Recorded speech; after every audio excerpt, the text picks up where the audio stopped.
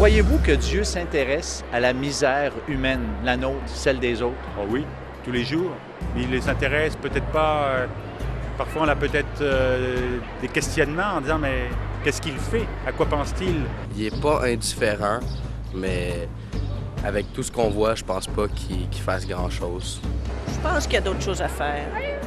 Avec la misère qu'on a dans le monde présentement. Je pense qu'il s'y intéresse peut-être d'une manière beaucoup plus globale et peut-être difficilement compréhensible à nos yeux dans le quotidien. Vraiment, il doit s'intéresser à un peu de tout. Il est obligé, c'est lui qui l'a créé.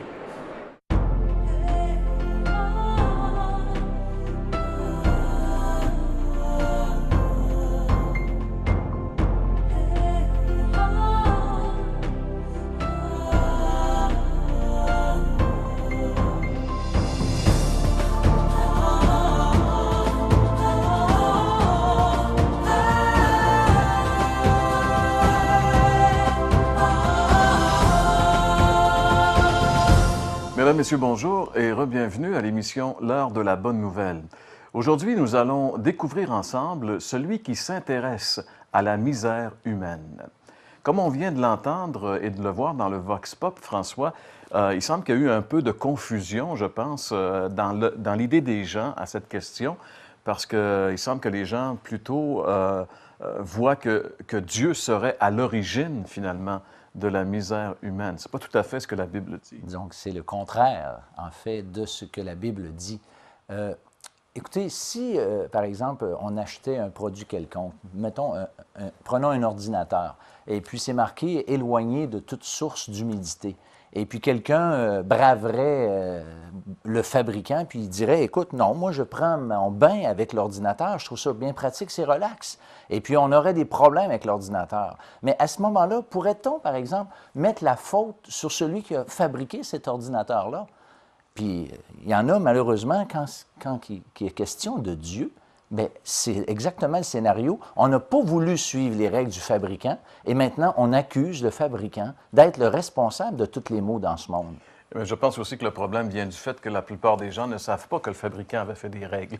Ouais, on ignore souvent, c'est vrai. Et je pense que c'est aussi la raison d'être de notre émission, c'est de vous dire que Dieu parle, Dieu se révèle, Dieu a des choses à nous dire très intéressantes et on découvre à cette série d'émissions celui, justement, qui est le plus grand message de Dieu pour les hommes, c'est-à-dire la personne de son Fils, le Seigneur Jésus-Christ. Et justement, aujourd'hui, dans cette émission, nous allons découvrir justement que Jésus s'intéresse vraiment à la misère humaine. François va faire le message et il va nous parler d'une transformation extrême.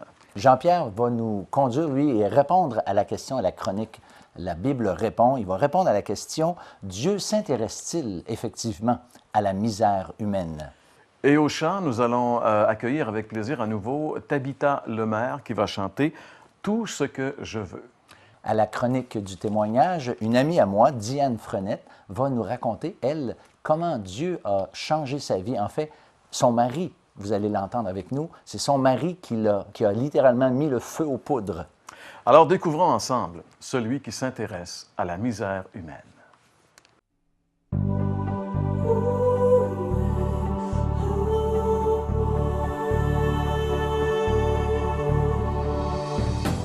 Dieu s'intéresse-t-il à la misère des hommes?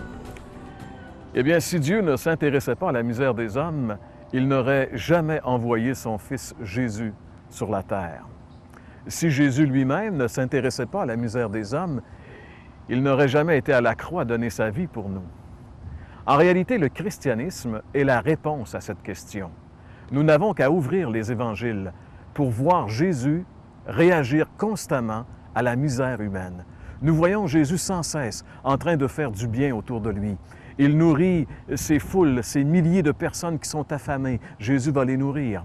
Il guérit les malades dont les médecins n'ont plus rien à faire.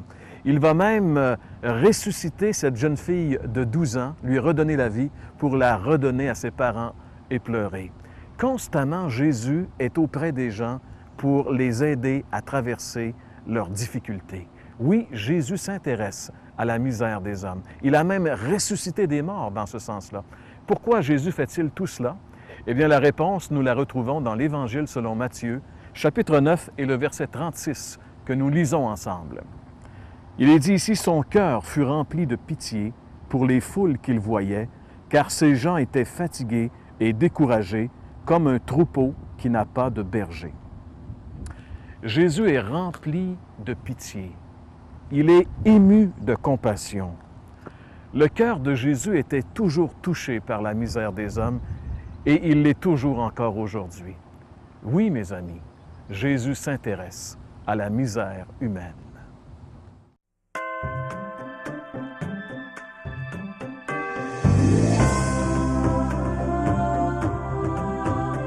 Je suis la deuxième d'une famille de 6 enfants.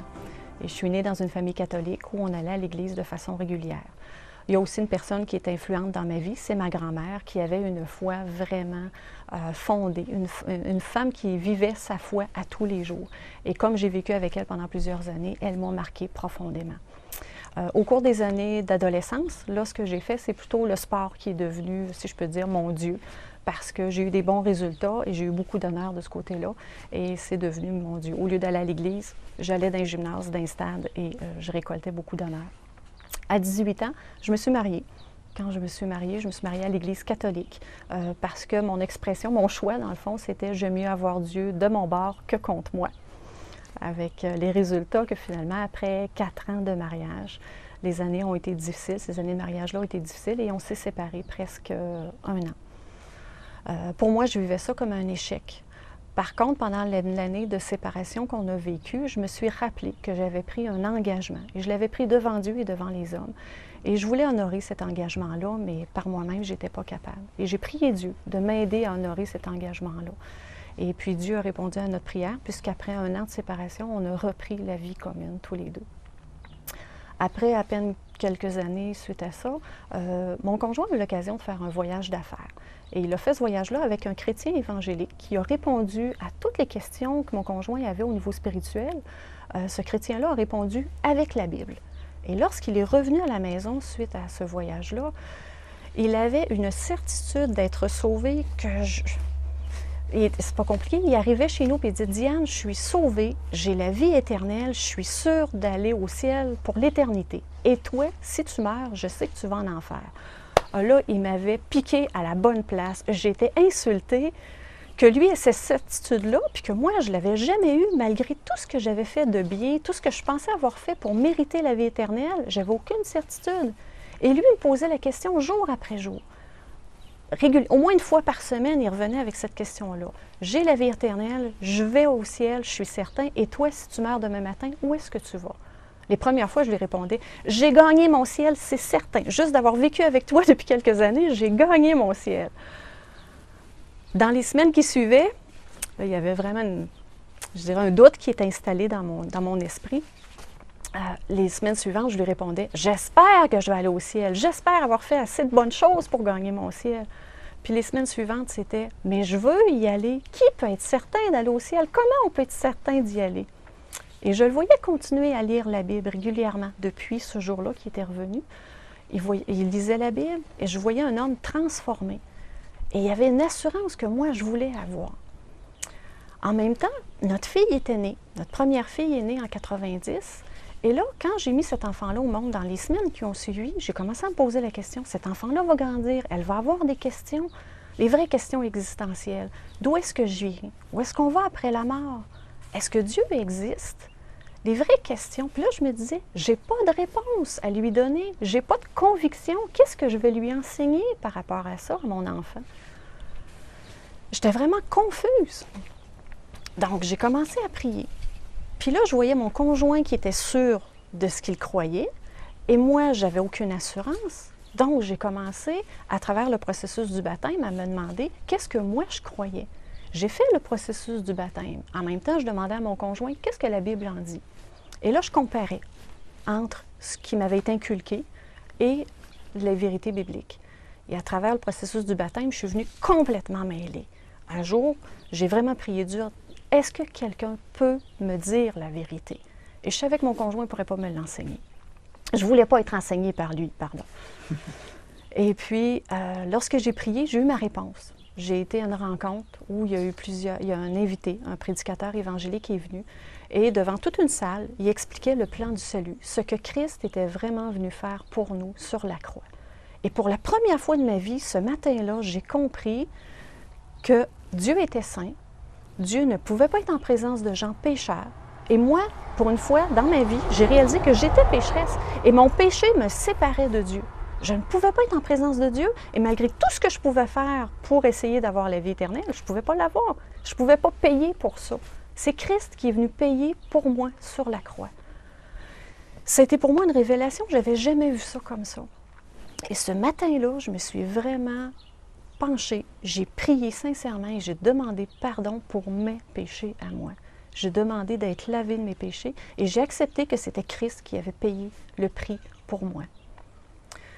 Le principal verset qui a été nommé par le prédicateur, c'était « Je suis le chemin, la vérité et la vie, et nul ne vient au Père que par moi. » J'ai compris ce matin-là que je ne pouvais pas chercher d'autres chemins.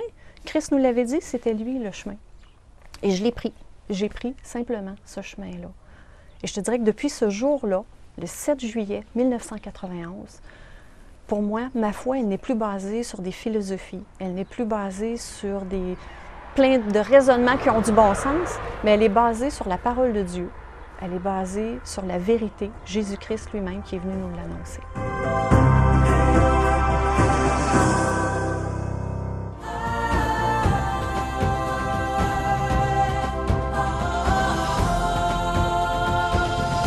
Je vous propose de découvrir avec moi aujourd'hui celui qui a la puissance de guérir et de purifier un lépreux, même gravement atteint. On lit ensemble juste 2 versets dans l'Évangile de Marc au chapitre 1er. Un lépreux vint à lui et se jetant à genoux, il lui dit d'un ton suppliant, « Si tu le veux, tu peux me rendre pur. » Jésus, ému de compassion, étendit la main, le toucha et dit, « Je le veux, sois pur. » La lèpre est une grave maladie de peau qui est souvent répugnante et qui éloigne les gens. D'ailleurs, ceux qui étaient atteints de cette maladie devaient se tenir à l'écart. Ils vivaient dans l'isolement. Imaginez cet homme exclu de la société, étant comme certain que personne ne pourrait jamais le guérir, sans espoir. Il était sans doute profondément découragé. Mais j'aime à imaginer l'espérance qui s'est manifestée dans ses yeux lorsqu'il a vu apparaître Jésus tout près de lui et qu'il avait cette intention de demander à Jésus de le guérir. J'aimerais vous faire découvrir ce Jésus à travers un peu, entre autres, cette prière qu'il a faite à Jésus, cette requête qu'il a faite à Jésus qui nous donne des renseignements intéressants à propos de celui que nous voulons avec vous découvrir aujourd'hui. La première chose dans la prière de cet homme, elle est fervente et sincère. Elle est littéralement un cri du plus profond de son cœur. Dieu écoute les prières qui viennent d'un cœur sincère. J'aime à penser que Dieu, lorsqu'il écoute une prière, ne lit pas sur les lèvres, mais lit dans le cœur. Lorsque nous prononçons des paroles, Dieu n'écoute pas nécessairement les mots qui sortent de nos bouches, mais littéralement, il lit ce qu'il y a dans nos cœurs. Et c'est exactement cette prière de ce lépreux que Jésus a pu entendre et éventuellement exaucer. Cette prière aussi de ce lépreux est empreinte d'un profond respect qui va jusqu'à se jeter littéralement à genoux devant le Seigneur Jésus.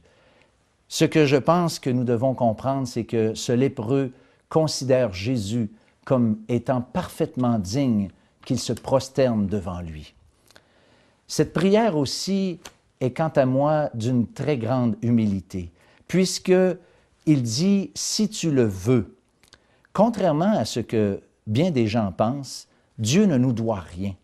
Et je pense que ce lépreux était aussi convaincu que Dieu, ou si vous voulez, que Jésus ne lui devait strictement rien. La guérison de cet homme ne dépendait pas de lui, mais simplement et uniquement de la bonne volonté de celui qui pouvait vraiment guérir. Et ça, c'est évident que ce lépreux était parfaitement conscient de cette réalité. Une autre caractéristique de cette prière de ce lépreux, c'est qu'elle était empreinte d'une grande foi, c'est-à-dire d'une entière confiance dans la capacité de Jésus de guérir le lépreux. Il se questionne sur la volonté, mais quant à la puissance de le guérir, il n'a aucun doute. Si tu le veux, tu peux me rendre pur. Oui, Jésus était vraiment celui qui pouvait le rendre pur, et la prière de cet homme est une manifestation concrète de la foi entière qu'il avait dans la capacité de Jésus de le guérir. Maintenant, suite à la prière de ce lépreux, la Bible, le récit que nous avons lu ensemble, nous rapporte que Jésus a été ému de compassion, ayant une profonde pitié, littéralement, pourrions-nous dire. Eh bien, une lecture même superficielle des évangiles nous convainc facilement que Jésus avait une grande compassion des âmes de ceux qui l'entouraient lorsqu'il était sur la terre. Et je peux vous dire, sans me tromper, que Jésus a aussi cette compassion envers chacun d'entre nous. Il connaît notre misère, il sait vraiment qui nous sommes et il s'intéresse. Jésus, rempli de cette compassion, touche littéralement cet homme qui était, on pourrait dire, intouchable, parce que cette maladie était souvent considérée comme étant contagieuse. Il le touche et lui dit « Je le veux, sois pur ». Et aussitôt, nous dit le texte, la lèpre l'a quitté et il fut pur. Oui, Jésus est vraiment celui qui peut et qui veut guérir. Vous savez, la Bible nous enseigne que nous sommes tous atteints par la lèpre universelle du péché. Nous sommes tous contaminés par la lèpre du péché. J'aimerais juste lire un verset dans le Nouveau Testament qui nous le confirme clairement. « Car tous ont péché et sont privés de la gloire de Dieu. » Mais la bonne nouvelle de l'Évangile, c'est que Jésus veut et peut nous toucher spirituellement. Jésus veut et peut aujourd'hui nous guérir d'une des plus terribles conséquences qu'a engendré le péché dans nos vies. Et cette conséquence, c'est la colère de Dieu, le jugement de Dieu qui vient nécessairement sur tout pécheur. La seule chose que nous pouvons attendre lorsque nous sommes comme ça pris avec la lèpre du péché, c'est la colère de Dieu, la juste et sainte colère de Dieu. Mais il y a une bonne nouvelle, heureusement, et l'émission que vous écoutez aujourd'hui, l'heure de la bonne nouvelle, c'est une bonne nouvelle. Nous avons une bonne nouvelle à vous annoncer. Lisons ensemble dans l'Évangile de Jean au chapitre 5 et au verset 24. « En vérité, je vous le dis, celui qui écoute ma parole et qui croit à celui qui m'a envoyé a la vie éternelle et ne vient point en jugement, mais il est passé de la mort à la vie. » La Bible dit que Dieu veut sauver les hommes et qu'il peut le faire pour la simple et bonne raison qu'il a accompli tout ce qu'il fallait pour le faire. Pour guérir le lépreux, Jésus a simplement étendu sa main et a dit « Je le veux, sois pur » et le lépreux a été guéri.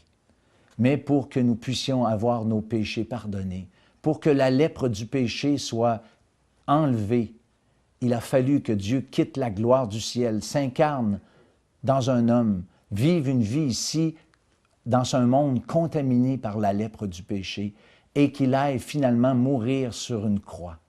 La Bible nous dit que lorsque Jésus est mort sur la croix, il a porté le châtiment de nos fautes. C'est le jugement de Dieu qui est tombé sur lui à ce moment même précis, lorsqu'il a expiré et donné sa vie pour chacun d'entre nous. Jésus maintenant veut et peut pardonner nos péchés et nous donner la vie éternelle. Pour le faire, vous n'avez qu'à lui demander. Certains pensent que parce que nous savons que Jésus est mort pour les péchés, que tous nous sommes automatiquement purifiés et pardonnés. Pourtant, la Bible dit exactement le contraire. On lit ensemble encore un verset dans l'Évangile de Jean. « Mais à tous ceux qui l'ont reçu, à ceux qui croient en son nom, elle a donné le pouvoir de devenir enfants de Dieu. » L'œuvre de la croix du Calvaire n'est efficace que pour ceux qui reçoivent le Sauveur. Je vous invite à lui faire la demande exactement dans la même attitude que le lépreux lui-même a prié.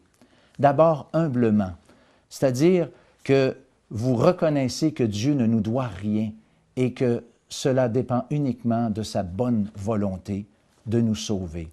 Nous devons le faire sincèrement parce que nous l'avons vu ensemble. Dieu exauce les prières qui viennent vraiment du cœur.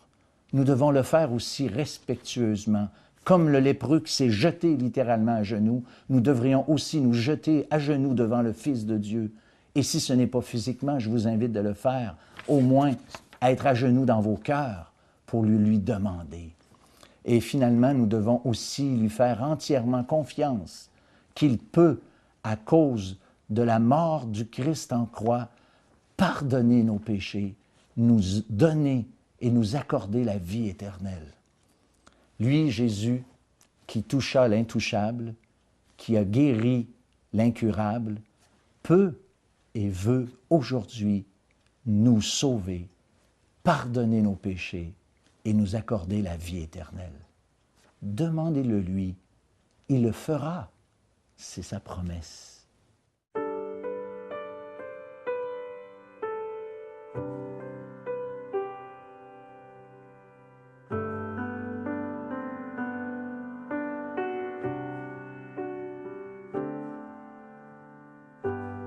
Viens à moi, mon enfant.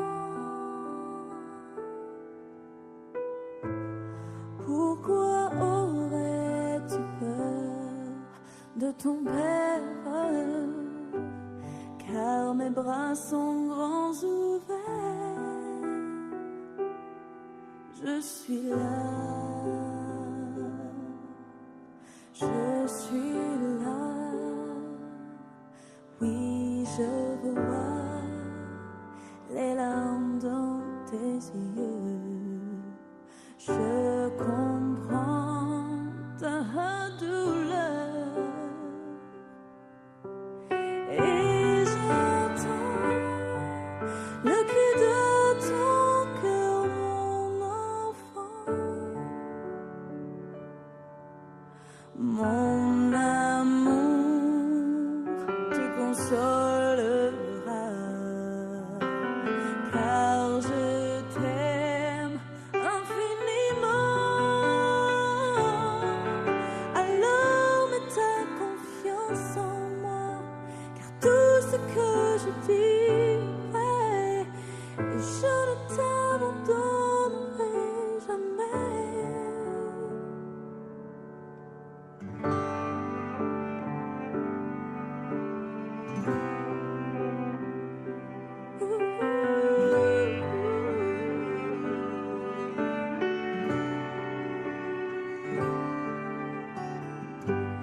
Viens à moi, mon enfant. Pourquoi aurais-tu peur de ton père? Car mes bras sont grands ouverts. Je suis là. Je suis là. Oui, je vois les larmes dans tes yeux. Je comprends ta douleur. Et j'entends le cri de ton cœur, mon enfant. Mon amour te consolera, car je t'aime infiniment.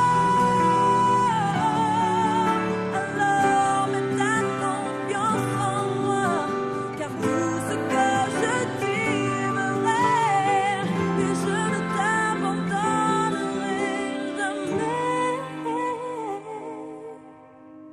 Je ne t'oublierai pas.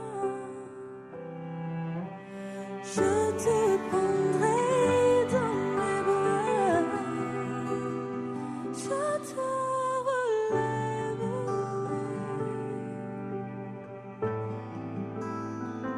Je te relèverai.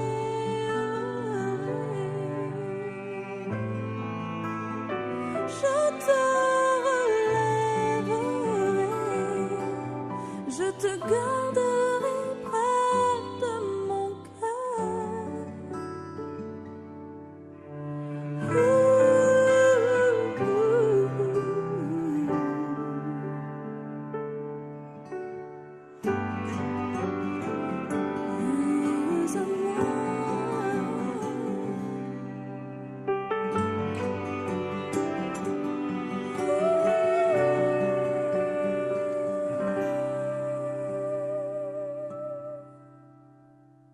Merci beaucoup, Tabitha Lemaire, pour ce très beau chant. François, tu nous as parlé dans ton message justement de ce lépreux qui voulait être pur. Lui, il avait la lèpre, une maladie terrible, mais la Bible dit que nous sommes tous pécheurs et on doit être purifiés également. Oui, c'est vrai. Ce que j'ai dit, en fait, c'est que le lépreux pouvait être guéri, le Seigneur voulait le guérir, et ça, c'est la plus belle preuve que Dieu s'intéresse vraiment à notre misère, à la condition humaine. Et le fait que nous sommes pécheurs, ça ne sert à rien d'essayer de le cacher, mais il faut simplement venir à lui avec notre péché, et Dieu est prêt de nous le pardonner à cause de la mort de Jésus. Merci François. Merci également à tous ceux qui ont participé à cette émission. Nous vous rappelons que le Seigneur peut vraiment s'intéresser. Il s'intéresse à vous. Il peut changer justement votre situation. Pour toute question, communiquez avec nous. Dans quelques instants, vous allez avoir nos coordonnées. Et nous, on se dit à la semaine prochaine pour une autre émission. L'heure de la bonne nouvelle tient à remercier le manoir Brickey.